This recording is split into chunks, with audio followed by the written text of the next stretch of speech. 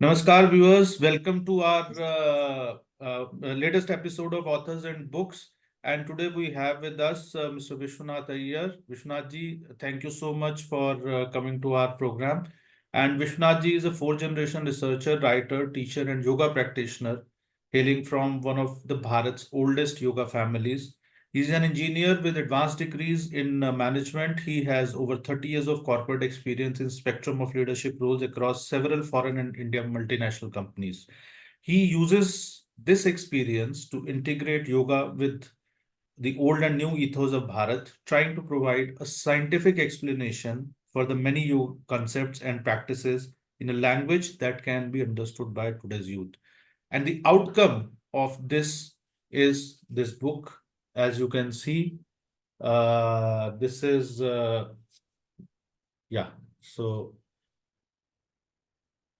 this book is called A Seeker's Srimad Bhagavad Gita, and it has been published by Story Mirror, and the cost is 649 rupees, and it's available on online platforms also. And I think there are many commentaries on Bhagavad Gita. I've gone through this commentary also.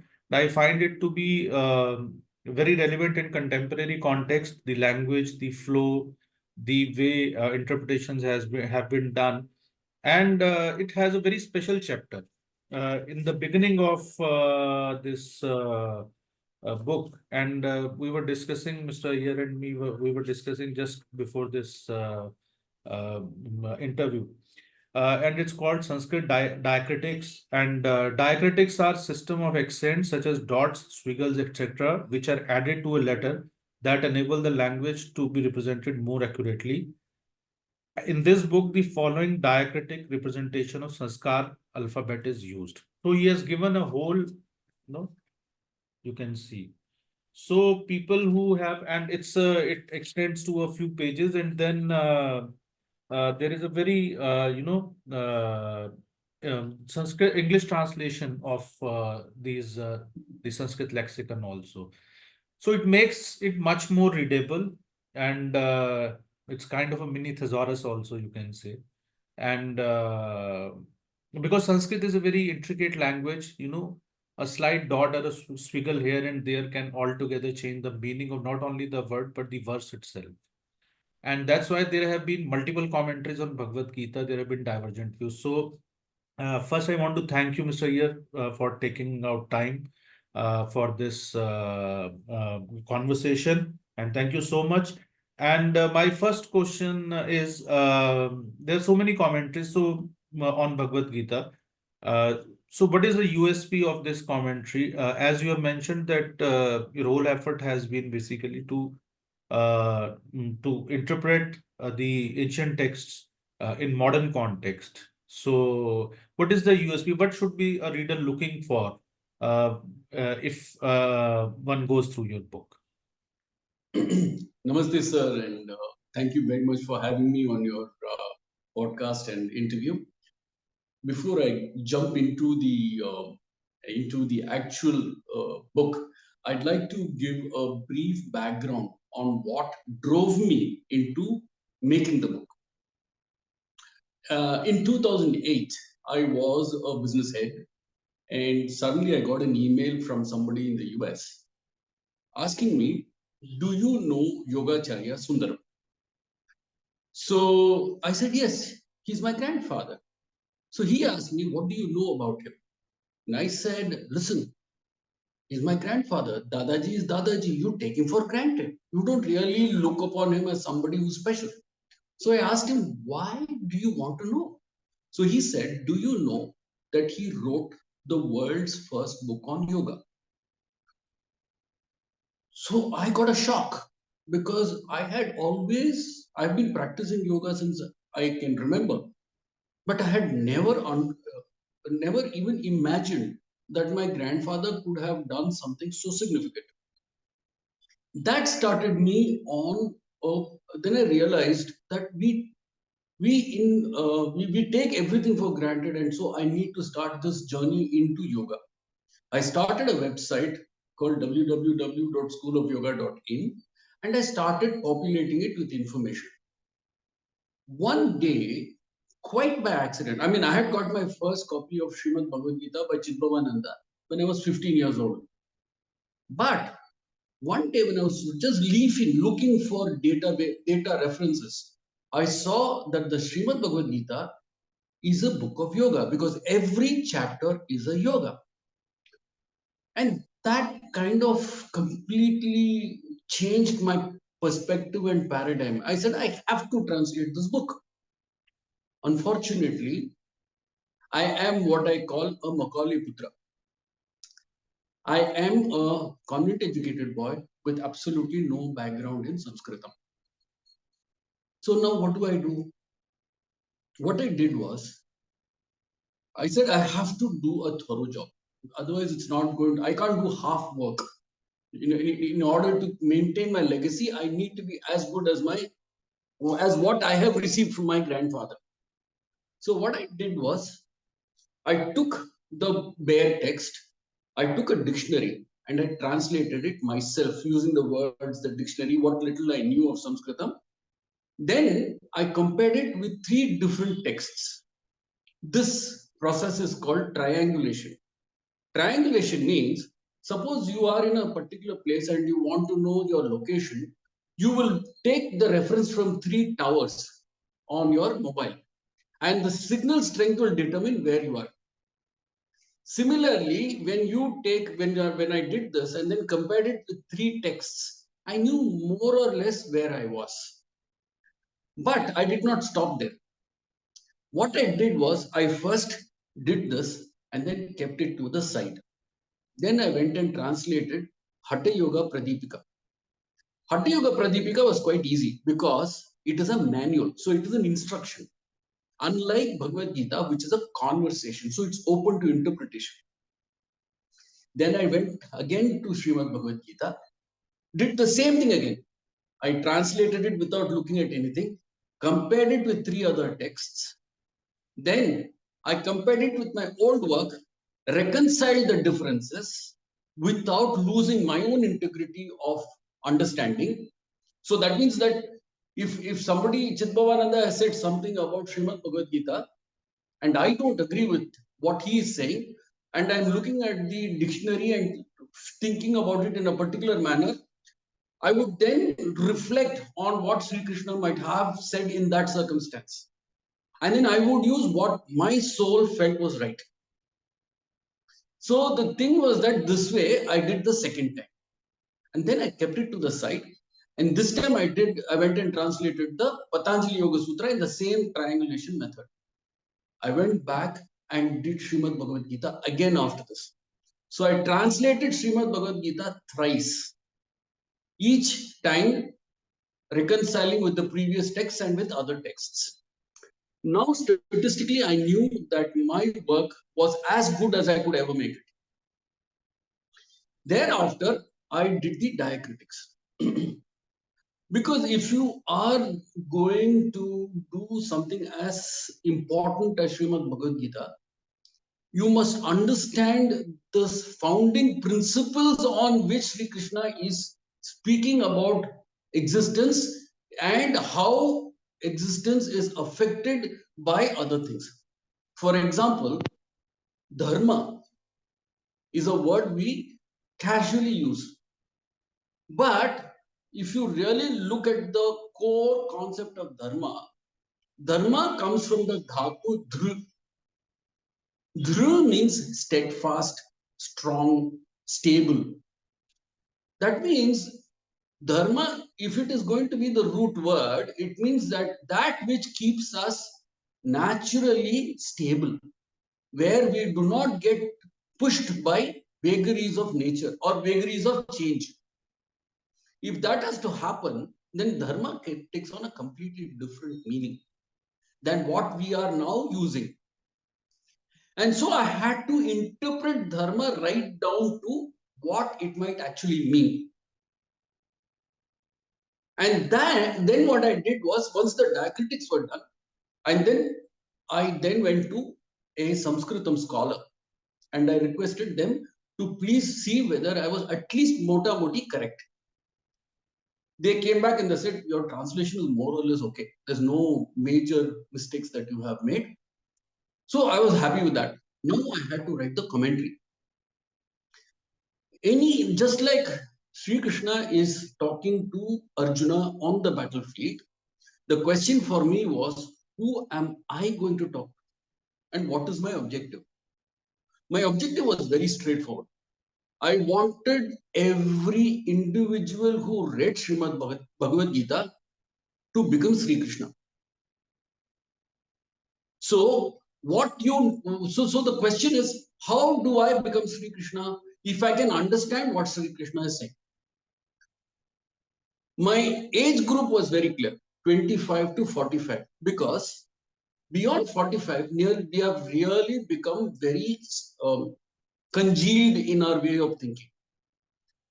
The new Bharat is changing dramatically and needs an anchor which will enable Bharat to withstand change in the way, and the future looks very turbulent. So we need something that will enable people to find an anchor that will help them deal with change. So what I did was I said, okay, my target audience is 25 to say 45, and I need to make the document simple. What does that simplicity mean? It means that suppose in Mumbai, I'm in Mumbai, then Sri Krishna is my best friend, and I am going with him from, say, Vasai to Bombay Central by train, and he is telling me how to live life. And that is the way I wanted Srimad Bhagavad Gita to be written. So when I said this is my objective, there were very simple rules then I had to follow. My sentences had to be small. I had to be in bullet points so that a person could read a particular sentence and leave it, not large paragraphs, which will make people difficult. Which will make people find that particular text hard to understand. There had to be no jargon. It had to be simple. Everything had to be explained like to a child of 10, so that a person of 25 could understand.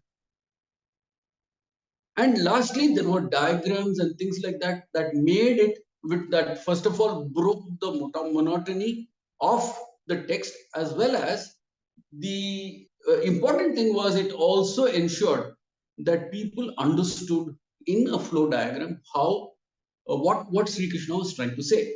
At least my interpretation of what Sri Krishna was trying to say. And that is the basis on which the book then came out to be. So I started work on this in 2016, and the book, it took me about 7 years to complete. So you have talked about that yoga is related to Bhagavad Gita, and we've also seen that all the chapters of Bhagavad Gita, so it's Gyan Yoga, Moksha Yoga, Karma Yoga, Sankhya Yoga. So all the chapters are broadly, basically, at the end of it, we talk about yoga. Now, in the modern context, yoga is associated more with a set of exercises which bring a lot of mental calmness, and also which brings a lot of health benefits to you. So how would you look at the this connection between yoga and Bhagavad Gita? And if you can explain, because you belong to one of the most illustrious families who have carried forward the legacy of yoga in Bharat much before it became an international currency. So, how is what exactly is yoga for our viewers, and what is the concept of real concept of yoga, and how it gels with, and how it is an integral part of Bhagavad Gita? Okay, that's a wonderful question, because I think it goes down to the core of everything that we are as a people, as a civilization. I will not start by explaining yoga in a in the traditional sense that you have alluded to earlier. I will start with the definition of yoga. Yoga is yoking of any two people or any two entities. Yoking of you to your mobile phone is also a yoga. Yoking of you to your destiny, your prarabdha karma, is also a yoga. So let us take in the case of marriage. Okay, in Rigveda, the marriage is considered to be a yoga where the two are considered to be bullocks under the same yoke. Now, why is this allusion there? It is alluded to that, when two bullocks are made to get into a bullock cart, they take them at the age of 2. And then the person who's training them will then sit and then try to guide them. Initially, the bullocks are frisky and they don't know how to go. So they are going either, udar, everything, and they're not going in the right direction. So they're going all over the place. Similarly, in a marriage, when they are getting married immediately, people don't know how to deal with each other, and so there's a lot of what do you call action happening between them. It is called a dance. This dance is called lasya. Lasya is the cognate, the Sanskrit cognate of the English word lust. Lust for life, lust for food, lust for travel, lust for sex, lust for anything. After some time, the two bullocks begin to know how to work with each other, and they begin to go in the direction that is wanted. Similarly, the couples, when they have started spending time with each other and they've really started living together, they've started sacrificing. They stop becoming individual. They lose their individual identities and become a composite identity called ardhangini, half body. This state, when they are in complete resonance with each other, is called laya. Laya is the Sanskrit cognate of the English word love. So in our system, love is not a chemical, but something that happens from years of association. And when you merge with the source, that's called pralaya. Now, why am I saying this? So when the yoking is happening, it goes from gross with anything. It goes from gross to subtle. So it grows. So there's what we call the stula sharira, the sukshma sharira, and the karana sharira. We have the body, the gross things that we see around us. Then we begin to narrow it down to those that matter to us, and finally we begin to merge with the other, and that is total merger or yoga. And that is the same concept which is used in bhakti yoga. You have an object, say Sri Krishna. First, you and Sri Krishna are separate. Thereafter, you start following everything. Sri Krishna becomes the role model. You stop thinking about it as Vishwanath and then start thinking about it as Sri Krishna. As Sri Krishna begins to take over everything, Vishwanath loses his identity. And as the identity slowly falls away, there is no difference between Sri Krishna and Vishwanath. That is yoga, the final stage of yoga. Have I explained it properly, sir? Yes. And then when we talk about Bhagavad Gita, so why all its chapters are named yoga? How basically then Bhagavad Gita. See, there is Patanjali's Yoga Sutra, okay, and then there is Bhagavad Gita. In that also we are finding the Yoga Sutras. So how do you explain this? It's basically how is Bhagavad Gita so closely linked to yoga? Okay, so let's take Patanjali Yoga Sutra first. Patanjali Yoga Sutra is a workbook. It's a manual. It says you have to do data X, Y, Z, 1, 2, 3, 4, 5. If you do this, then you will reach a particular place. I am not going into the details of what that is, because that is a very chitta vriddhi nirodha, or the stopping of the movement or the cessation of movement of chitta. So for that we need to understand what is consciousness. So I'm not going to get into that right now for paucity of time. If there is more time later on, you can ask me the question. I'll explain that to you. So in Patanjali Yoga Sutra, it is a manual. However, Srimad Bhagavad Gita is a conversation. It is here Sri Krishna employs the Socratic method. That is, Arjuna Uvacha, Arjuna asks the question, and Sri Krishna explains it to him. So it is a conversation between two people trying to explain various aspects of life. So Shall we the say, most if I want to put it from a layman's perspective, shall we say that Patanjali Yoga Sutra is a manual, and whereas Srimad Bhagavad Gita, it provides you the philosophical and conceptual framework uh, within which this manual and a lot of other things which are related to yoga happen, but it provides you the basically philosophical and conceptual framework. Would it be correct to say that? And I would like you to comment on it. yes and no, sir. I mean, yes, it definitely does provide the philosophical basis. So Srimad Bhagavad Gita can be broadly split into three parts. The first is the problem definition. Here, Arjuna is in a mess. At first he's Utsaha se he is going in between the two armies, and he's saying, I want to see everybody, and then he sees everybody, and then his uh, guts fail him. And he puts his bow down and says, I'm not going to fight. So the problem definition is clear. Sri Arjuna is unable to deal with change. Then now his friend, archer, guru, everybody, Sri Krishna, is now left with a problem. How does he convince him that the right thing for him to do is to fight?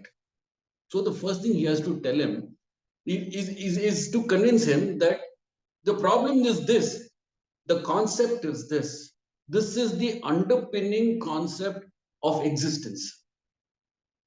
So the first 2-3 chapters are all about what is the fundamental existence or knowledge of existence, which is Sankhya Yoga, why action is important and what are the basis of action.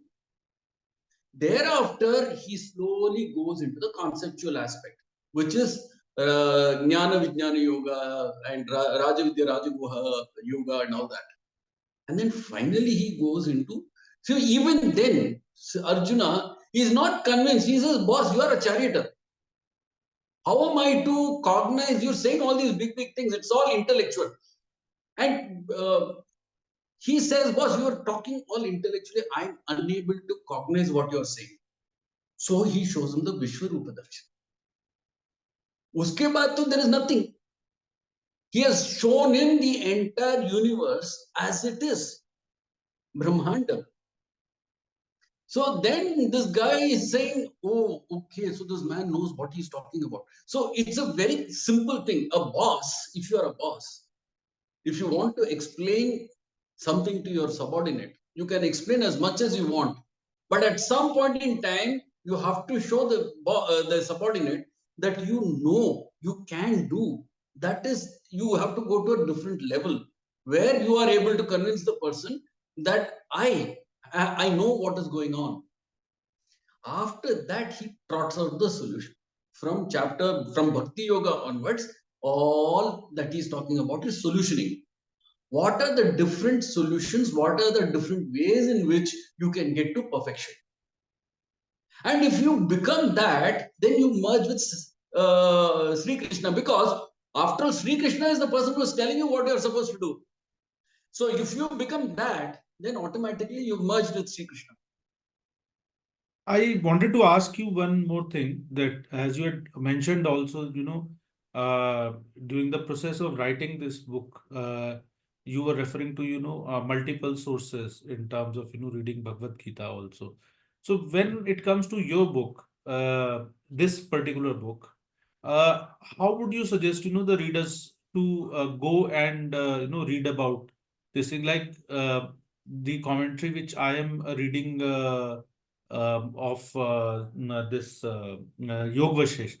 So it was advised to be by my guru also, that you should read basically, and in the beginning of that book also it is written that you have to read one page every day and not more than that, and then mull over it. So when it comes to your book, how would you suggest when a reader picks up your book? how should they approach in terms of reading? A few pages every day, or they can read from front to back, then do multiple readings, can form their own notes. Of course, the way people read, different people read things in a different manner, but still, because it's not a normal book, it's an exceptional book. So, how would you suggest our readers? And does does any reader need to read the Bhagavad Gita along with this commentary, the Bhagavad Gita original text? So how would you suggest basically for Okay. people to So read? there are, I would like to go with my own personal experience. See, sir, I had never known that Bhagavad Gita was such an astounding document. I had read it somewhere, and then I used to read it once in a while and put it away. And every time I left it, I got confused by many of the things that were being said there. You see, the problem is Sri Krishna is a terrible communicator. He goes all over the place, and so it's very confusing. He confuses you completely. He'll go from here, and suddenly he'll jump the subject and go somewhere else.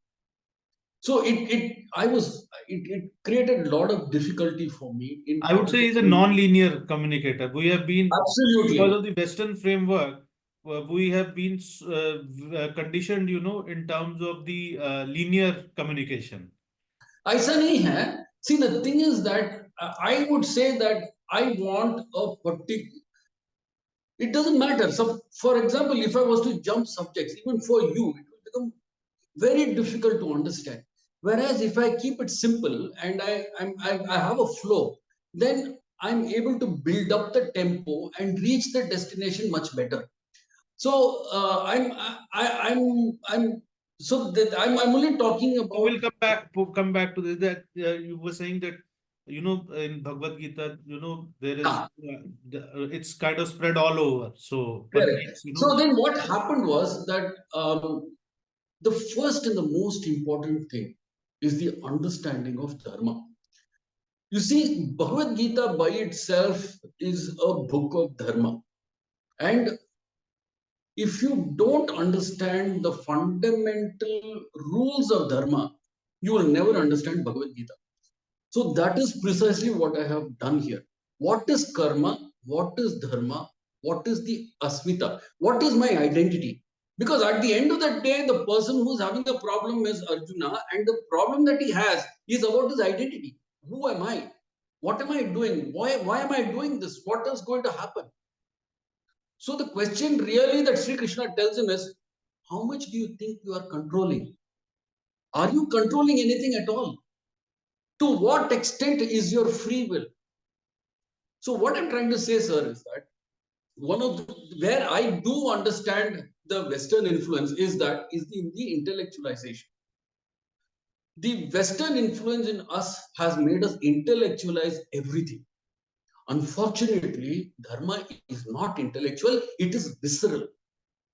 It is an experience, which is why when we bow down to others, what do we call them? We call them mahanubhavu.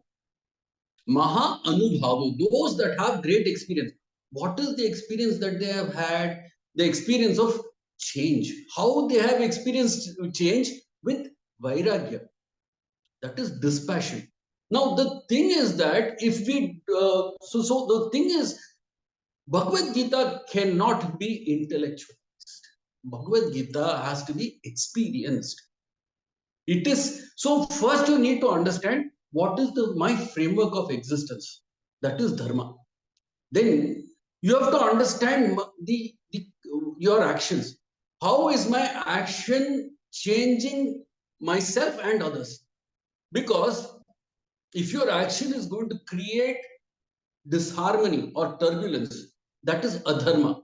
Adharma is not lack of righteousness. Righteousness will come when you're natural. When you're in the natural state, you're in a state of righteousness.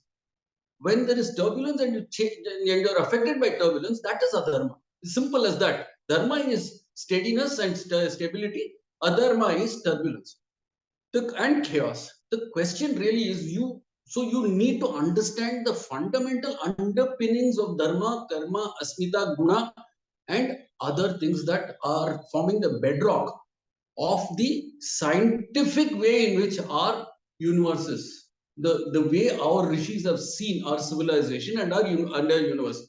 Once you understand that, thereafter it is practice. So my own feeling is that for a person to understand Srimad Bhagavad Gita, he must first or she must first understand the underpinning document concepts, because what has happened is it's so badly vitiated. The concepts are so badly have been so warped that now they don't have the original meaning. So you have to go to first principles. Like for instance, if you want to understand what is Maya, Maya comes from the dhatu ma, that means phenomenon. So Maya is a phenomenon that exists in change. So you need to understand that. So when you understand that, then the whole concept of Sankhya Yoga starts coming together. So there are two problems that I identify here. One is the problem of civilization, where at one point we have been badly damaged by competing philosophies, and because it was a victor's environment, our own system got subsumed and it got layered by other this. On top of that, industrial revolution came, scientific revolution came, and we began to drift in different directions. If you really see the way our ancient rishis have put together the system, it is phenomenal. It is an absolute, it is intricate, subtle, and it meshes in such a manner that there is no loophole. It is one of the most perfect system designs I have ever seen in my life. So for that, you need to understand what are the underpinnings of the system, which is why my recommendation is read my book like you are reading any book. Make your own notes, then keep the book aside and translate Srimad Bhagavad Gita for yourself. I This think is my that's a very I've interviewed many authors, and I'm myself an author, so but that's a very unique and very interesting way. In fact, my spiritual guru, he when I started reading Yoga Vashisht, so a few days ago he asked me, he said that you write on a lot of other subjects, and have you started noting down your own experiences while you are reading Yoga Vashisht and Srimad Bhagavad? And then he suggested me also to and gifted me a copy of Acharya Lahidi's version of Gita, which was written by one of his devotees. And he said, you read the first part and note down your experiences. So I can perfectly correlate, and I think it's providence that we are doing an interview, and this just happened, a couple of weeks back. So I can perfectly correlate with that, and I think it's a beautiful experience. I would suggest my readers, it's a beautiful experience. They should, and if for nothing else, for the sake of this experience, they should buy this book, and they should try this, and that can bring phenomenal change in their life in the real sense. So thank you very much, Mr. Iyer, for being with us. And I just want to tell my viewers once again that this is the book, and so you can see, and this is story published by Story Mirror, and it's a Mumbai-based publication, and the cost is 649 rupees, return price here, and the quality of the paper is very good. It's about a 355 page book, and very easy to cover. It's in a paperback, but with a great binding. All these things I'm telling you because these things matter for people, who want to buy a book. Sometimes I get books, which are very badly printed. And even if the content is very good, you don't want to read that book, or you don't feel like reading that book. Yeah. You see, the thing is that having said that, the conceptual underpinnings are important. I have been giving lectures on Srimad Bhagavad Gita on YouTube, which I'm loading on YouTube, and I will send you the link, sir, and maybe you can put the links. We'll share the link of Mr. Iyer's channel in our description box also. So please do subscribe to that. Because it will make a difference to understanding the book. When you understand the concepts, then it becomes easier to understand and evolve yourself into a different level. Yeah, and then they can, interact with you, through your YouTube channel, ask their questions, and it'll be much more, it'll help them much more in terms of taking them forward on their journey. Yeah. One last thing. Yeah, yeah, See, please, please. It's a conversation. It's we don't do interviews. We just have conversations. okay. The thing is that in my classes, I don't lecture. I have conversations. So I encourage people to participate because not only do very often when others talk, there are five people who are gaining knowledge from that. And so when we have a lot of people discussing something, there are multiple thought forms which then evolve. And so the way I am doing these Bhagavad Gita lectures is by actually involving everybody into the conversation so that everybody is evolving, is experiencing. I do not allow people to intellectualize. I say no, intellectualization is a problem. It is actually a obstacle to development. So we try very hard to experience. No, I would suggest my readers to the readers and viewers basically to listen to Mr. Iyer and join his lectures and subscribe to his YouTube channel. Ask him questions, and that's our job here basically to facilitate, to create a connect between authors and readers, and authors and now we can say viewers also, readers who are viewers or viewers who are going to be readers. So that's our, and we'll be very happy if that connect is created. And once again, thank you, Mr. Iyer, and I wish you all the, I wish you huge success for this book, which is already doing very well. And will be for our viewers, this is it for this episode of Authors and Books. We'll be back soon with another book, and we'll have a conversation with the author. Meanwhile, if you have liked the video, please do share and subscribe to our channel, and please press the bell button also so that you can keep on getting the notifications, and you can like the video, you can share the video, and we'll be back soon. Thank you so much. And now, namaste, goodbye, sat sri Yes, akal. sir. Thank you very much.